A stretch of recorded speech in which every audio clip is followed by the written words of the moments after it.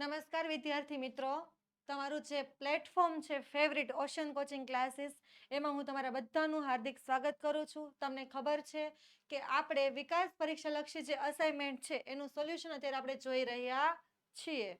તો વિભાગ એની અંદર જે આપણો ગદ્ય વિભાગ છે એની અંદર જોડકા અને ખાલી જગ્યાવાળો પ્રશ્ન આપણે પહેલા બે લેક્ચરની અંદર જોઈ ગયા છીએ. તો આજે આપણે એનો ક્રમ આગળ વધારતા હવે આપણા જે એક વાક્યમાં ઉત્તર આપવાના છે એ પ્રશ્નનું સોલ્યુશન આપણે આજે કરવાના છીએ. તો રેડી છો તમે એક વાક્યના ઉત્તર આપવા માટે? જોઈએ વિભાગ એ અને એની સૂચના કે નીચે આપેલા પ્રશ્નના તમારે એક વાક્યમાં ઉત્તર લખવાના છે. જો બીજી એક વસ્તુ ખાસ યાદ રાખજો કે આપણા પેપર સ્ટાઇલની અંદર આ એક વાક્ય વાળા ઉત્તર વાળા જે પ્રશ્નો છે આની અંદર તમને ઓપ્શન આપવામાં આવતા નથી. આપણી પેપર સ્ટાઇલની અંદર તમારો જે પ્રશ્ન ક પછીનો જે ડ અને ઈ છે, મતલબ 2-3 વાક્યના ઉત્તર અને મુદ્દાસર એની અંદર તમને ઓપ્શન મળે છે. અને આ સવાલ બધા જ તમારા માટે ફરજિયાત કમ્પલસરી હોય છે. બરાબર, એ વસ્તુનો તમે ખ્યાલ રાખજો. હવે જોઈએ તો સૌથી પહેલા આપણે જે એક વાક્યના ઉત્તર જે સોલ્વ કરવાના છીએ સવાલ, એ કયા પાઠના આપણે જોઈએ છીએ? તો સૌથી પહેલા આપણે પાઠ 2 ના જે સવાલ હોય એનું સોલ્યુશન કરીએ છીએ. તો જોઈએ સૌથી પહેલો સવાલ કે ગાંધીજીના ભૂલ સ્વીકાર અને પ્રાયશ્ચિતમાંથી તમે શો બોધ લેશો? આમાં તમે તમારો અંગત રીતે તમે જો કાંઈ જવાબ લખવા માંગતા હોય તો પણ લખી શકો છો, કેમ કે સવાલ કેવો છે કે તમે શો બોધ લેશો, તમને એમાંથી શું શીખવા મળે છે, તો તમે તમારા રીતે પણ જવાબ આપી શકો છો. તો જોયાનો જવાબ શું આવે કે ગાંધીજીના ભૂલ સ્વીકાર અને પ્રાયશ્ચિતમાંથી અમે એ બોધ લઈશું કે કોઈ પણ ઉંમરે ભૂલ થઈ જાય તો તેને સ્વીકારવાની હિંમત કેળવી અને નિખાલસ કબૂલાત કરીશું. એટલે કે આપણે કોઈ પણ ભૂલ આપણાથી જો થાય તો એને છુપાવવાનો પ્રયત્ન કરવાનો નથી, પણ આપણે આપણી ભૂલને સામેથી બતાવી અને એનો નિખાલસપણે આપણે કબૂલાત કરવાની છે. કેમ કે તમને બધાને જ ખબર છે કે આ પાઠની અંદર ગાંધીજીએ પણ પોતાના પિતાની સામે પોતાના ભૂલની કબૂલાત કરી હતી અને કબૂલાતનું બહુ સારું એવું પરિણામ આવ્યું હતું. તો પછી એવું નહીં માનવાનું કે દર વખતે આપણે ભૂલની કબૂલાત કરી લઈએ અને આપણને કોઈ કંઈ કહે નહીં તો આપણે ભૂલો કરતી રહેવાની. પછી એકની એક ભૂલ તમે વારંવાર કરો અને કબૂલાત કરો તો પણ સામેવાળું વ્યક્તિ ન માને હો. એટલે પણ તમારાથી ક્યારેક એવું ભૂલથી ભૂલ થઈ જાય અને તો તમે એને નિખાલસપણે કબૂલાત કરી લો તો તમારે સજા ઓછી ભોગવવી પડે, અથવા તો સામેવાળો વ્યક્તિ સમજદાર હોય તો તમને માફ પણ કરી દે. તો જોઈએ આપણો નેક્સ્ટ સવાલ આ જ પાઠનો. સૌથી પહેલા તો આપણે બીજો પાઠ જોઈએ છે. તો બીજા પાઠનું નામ આપણું શું છે? તો ચોરી અને પ્રાયશ્ચિત. લેખક કોણ છે? તો ગાંધીજી. અને સાહિત્ય પ્રકાર શું છે? તો આત્મકથા અંશ. આ બધાની સાથે સાથે લખતા જાજો.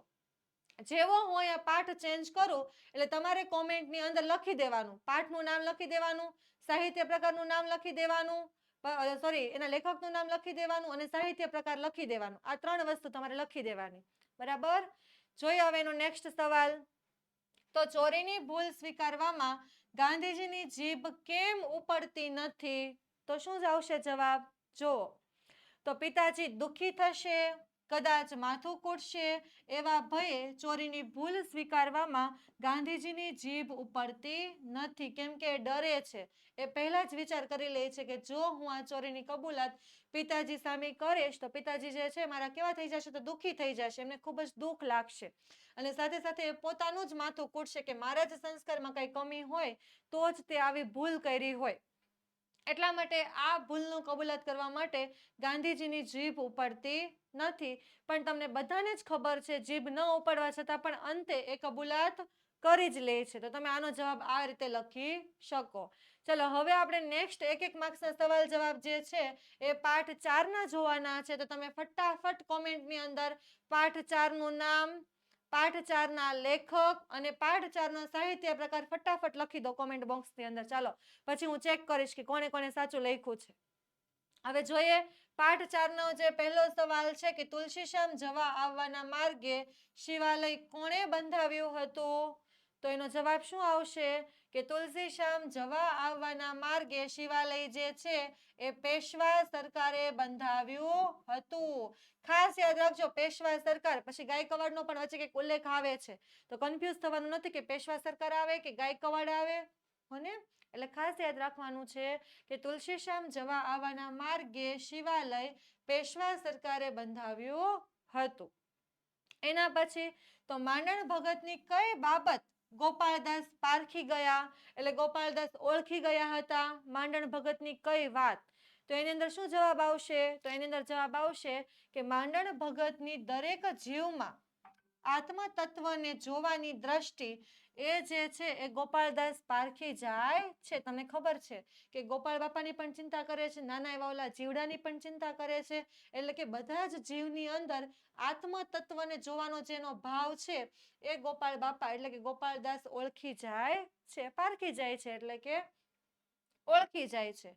એના પછી હવે આપણે જોઈએ પાઠ 6 ના એક માર્ક્સના સવાલ જવાબ, એક વાક્યના અને એક માર્ક્સના પણ. તો તમે ફટાફટ પાઠ 6 નું નામ, પાઠ 6 ના લેખક અને પાઠ 6 નો સાહિત્ય પ્રકાર આ વસ્તુ કોમેન્ટ બોક્સ ઉપર લખો. એના પછી જોઈએ તેનો સૌથી પહેલો સવાલ છે કે લોહીની સગાઈ કૃતિમાં લેખકે કયા ભાવની પરાકાષ્ઠા દર્શાવી છે?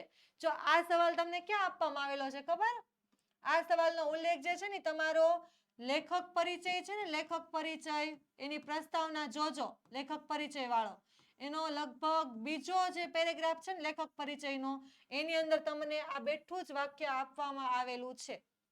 અમુકને એવો પ્રશ્ન થાય ને કે આવી પરાકાષ્ઠા અને ભાવ ને એવું તો કઈ પાઠની અંદર પાછું હોતું નહીં, તો મેડમ આવો એક માર્ક્સનો સવાલ ક્યાંથી કાઢતા હશે? તો આવા એક માર્ક્સના સવાલ જે છે એ તમારા લેખક પરિચયમાંથી આવે. એટલે લેખક પરિચયમાં પહેલો જે લેખક પરિચયનો પેરેગ્રાફ હોય એમાં લેખકની જ બધી વાત હોય, કઈ કઈ કૃતિ, કયા કયા એવોર્ડ, કયું કયું સાહિત્ય. અને જો બીજો પેરેગ્રાફ હોય કે જેમાં એને ટૂંકમાં પાઠનું વર્ણન કરવામાં આવેલું હોય તો એની અંદર તમને આ બેઠું વાક્ય મળી જશે, તો તમને જવાબ પણ મળી જશે. જો શું જવાબ આવશે આનો? કે લોહીની સગાઈની કૃતિમાં લેખકે માના ભાવની એટલે માના વાત્સલ્ય ભાવની પરાકાષ્ઠાની વાત કરી છે. શું દર્શાવ્યું છે? તો માના વાત્સલ્ય ભાવ એટલે માતૃત્વનો જે ભાવ છે એની પરાકાષ્ઠા દર્શાવેલી છે. એટલે કે મંગુ અને અમૃત કાકી માતા અને દીકરી વચ્ચેનો સંબંધ. એના પછી બીજો સવાલ જે છે, તો બીજો સવાલ શું છે? તો બીજો સવાલ એવો છે કે વહુઓ મંગુની ચાકરી નહીં કરે એવું અમૃત કાકીને ખબર પડી ગઈ હતી. અને કેવી રીતે આ વાતની એમને ખબર પડી હતી? કઈ વાત ઉપરથી એમને એવું લાગ્યું હતું કે વહુઓ જે છે એ મંગુની ચાકરી કરશે નહીં? ચાકરી નહીં કરે એટલે કે શું કરે? સેવા નહીં કરે, એનું ધ્યાન નહીં રાખે.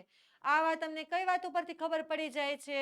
તો જોવો કે વહુઓ મંગુની ચાકરી નહીં કરે એની અમૃત કાકીને ખબર પડી ગઈ હતી, કારણ કે બેમાંથી એકે એટલે કે બંનેમાંથી એક પણ વહુએ હજુ સુધી અમૃત કાકીને પોતાને ત્યાં રહેવા આવવાનું આમંત્રણ આપ્યું ન હતું. અમૃત કાકીને અથવા તો મંગુને અથવા તો મા દીકરી બંનેને ક્યારેય પણ બંને વહુઓએ પોતાના ઘરે રહેવા માટેનું આમંત્રણ આપ્યું હતું નહીં. એ વાત ઉપરથી અમૃત કાકી નક્કી કરી લે છે કે અત્યારે હું જીવતી છું તો પણ મારી દીકરીને કે મને કોઈ દિવસ અમને એના ઘરે રહેવા માટે બોલાવતા નથી, તો પછી મારું મૃત્યુ થઈ જશે તો પછી મંગુની ચાકરી એટલે કે એની સેવા કોણ કરશે? એટલે આ વાતની ખબર એને આ વાત ઉપરથી પડી જાય છે.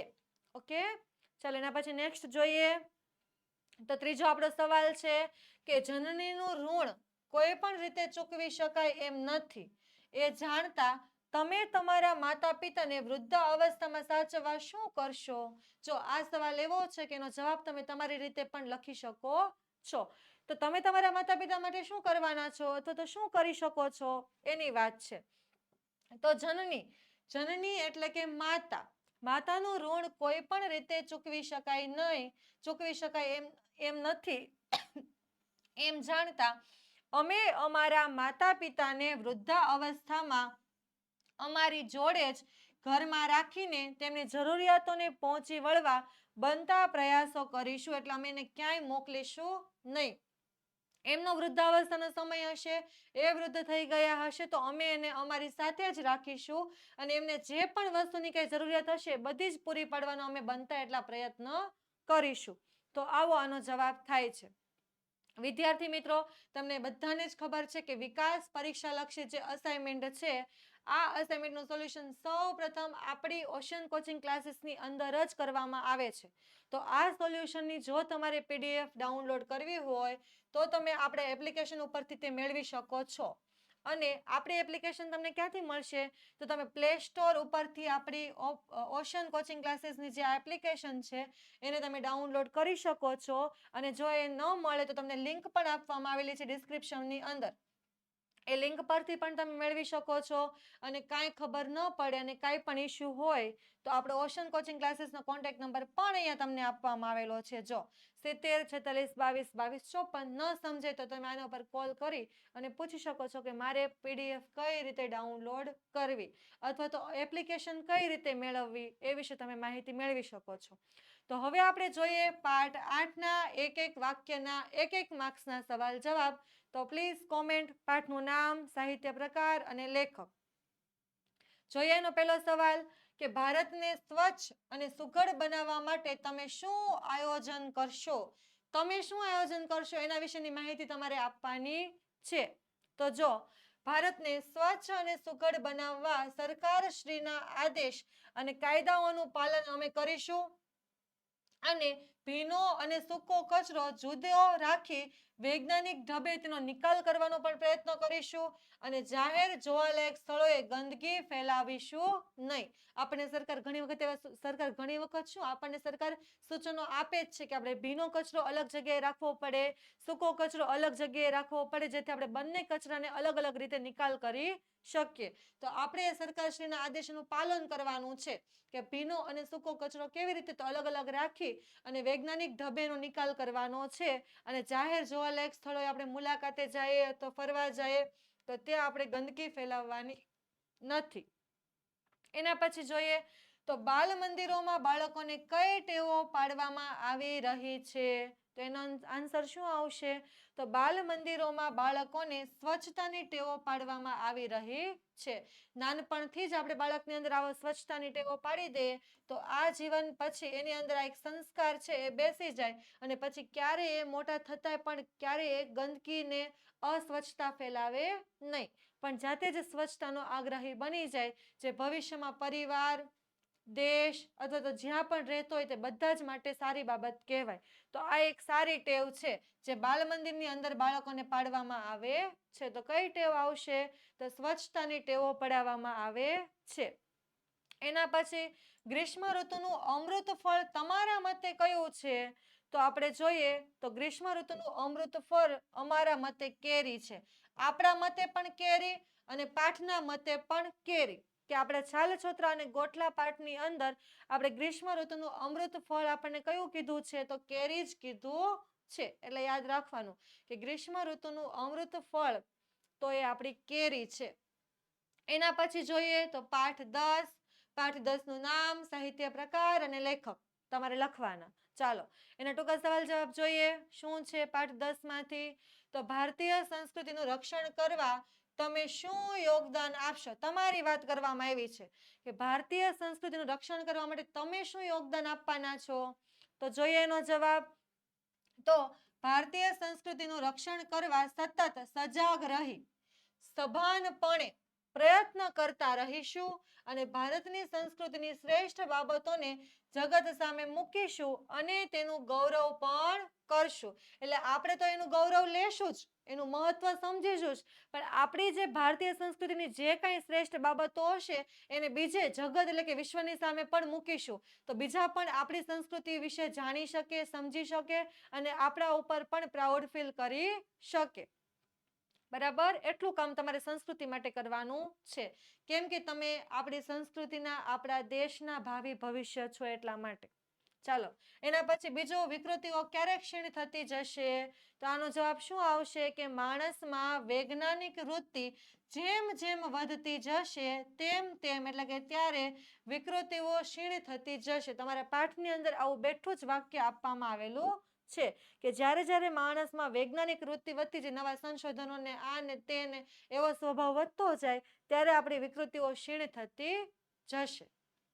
હવે જોઈએ નેક્સ્ટ પાઠ આપણો 12 જેનું નામ છે શું છે? તમારે કહેવાનું છે પાઠનું નામ, સાહિત્ય પ્રકાર અને લેખક. જોઈએ એના ટૂંકા સવાલ જવાબ. તો પહેલો સવાલ છે કે મહાદેવ મૃકુંડ ઋષિને વરદાનમાં કેવું બાળક આપવા કહ્યું. તમને બધાને ખબર છે કે મહાદેવે મૃકંડુ ઋષિને 2 ઓપ્શન આપેલા, કાં તો તમારે આ બાળક અને કાં તો તમારે આ બાળક. તો કેવા બાળકો જોઈએ? તો મહાદેવે મૃકુંડ ઋષિને વરદાનમાં 16 વર્ષ સુધી જીવનાર એક તો સદગુણી બાળક અને એનો જોતું હોય તો 100 વર્ષો સુધી જીવનાર મૂઢ બાળક આપવા માટે કહ્યું. જો સારું અને સદગુણી બાળક જોતું હોય તો માત્ર 16 વર્ષ જીવશે, અને જો મૂઢ એટલે કે મૂર્ખ ગાંડું બાળક જોતું હોય અવગુણ વાળું તો એ 100 વર્ષ જીવન જીવશે.